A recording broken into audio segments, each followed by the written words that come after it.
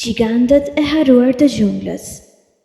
Në thellësitë e gjunglave më të dendura të planetit, aty ku drita e diellit depërton vetëm nëpërmjet një perdeje, gjedheje dhe mjekulle, fshihen historitë e lashta që pak njerëz i kanë dëgjuar ndonjëherë. Këto janë historitë e gjigantëve të harruar të gjunglës, krijesa madhështore reale apo legjendare, që dikur sundonin këto ekosisteme dhe që sot jetojnë vetëm në kujtesën e natyrës. Gjungla nuk është thjesht një grumbull pemësh, ajo është një arkiv i gjallë i evolucionit, një botë ku koha ecën më ngadalë dhe ku çdo gjurmë në tokë mund të tregojë një histori mijëravjeçare. Para se njeriu të shkelte këtu, gjunglat ishin shtëpia e disa prej krijesave më të mëdha që ka njohur ndonjëherë toka. Një nga këta gjigant ishte Megatheriumi, një dembel gjigant që arrinte madhësinë e një elefanti. Edhe pse sot dembelët njihen si krijesa të vogla dhe të qeta, paraardhësit e tyre ishin kolos që lëviznin ngadalë mes pemëve dhe fushave të Amerikës së Jugut. Ata ushqeheshin me gjethe dhe deg, duke formësuar peizazhin e gjunglës me çdo hap të rënd që hidhnin. Por Megatheriumi nuk ishte i vetëm. Në të njëjtat territore jetonte edhe Glyptodoni, një armadillo gjigant me një guas të fortë si tank. Ky gjigant i blinduar ishte pothuajse i pathyeshëm ndaj grabiçarëve dhe prania e tij ndryshonte balancën e natyrës.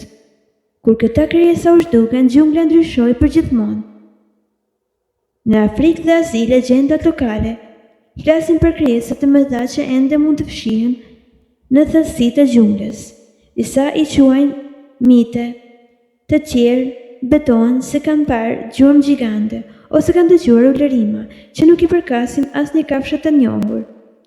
Këto historitë e transmetuara brez pas brezi janë një kujtesë se gjungla nuk i zbulon të gjitha sekretet e saj. Një shembull i gjallë i një giganti modern është elefanti i pyjeve afrikan, më i vogël se kushërieri i tij i savanës, por po aq i fuqishëm ky elefant lëviz në heshtje mes pemëve, duke hapur shtiqe dhe duke shpërndar fara. Pa të, shumë bimë të gjunglës nuk do të mund të mbjetonin. Ai është një arkitekt i pakdukshëm i pyellit. Gjigantët e gjunglës nuk janë vetëm kafshë. Ata janë role kyçe në ekosistem. Kur një gjigant zhduket, pasojat ndihen në çdo nivel. Toka përferohet, bimet ndryshojnë, speciet më të vogla humbasin mbrojtjen e tyre natyrore. Fatkeqësisht, sot jemi dëshmitar të një zhdukjeje të re, jo për shkak të akunajave apo ndryshimeve natyrore, por për shkak të njerëzit, shpillëzimi, gjëtia dhe ndryshimet klimatike po i shtyen gjigantët e fundit drejt heshtjes.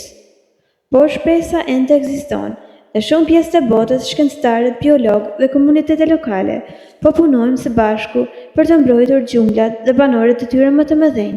Çdo pemë e ruajtur dhe çdo kafshë e mbrojtur është një hap drejt rikthimit të ekuilibrit.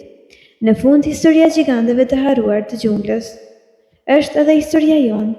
Ajo na kujton se jemi pjesë e një sistemi shumë më të madh dhe se veprimet tona kanë pasoja që zgjasin për breza. Nëse dëgjojmë me kujdes, gjungla ende flet. Dhe në zërin e saj jehon kujtimi i gjigantëve që dikur e sundonin atë botë të gjelbër.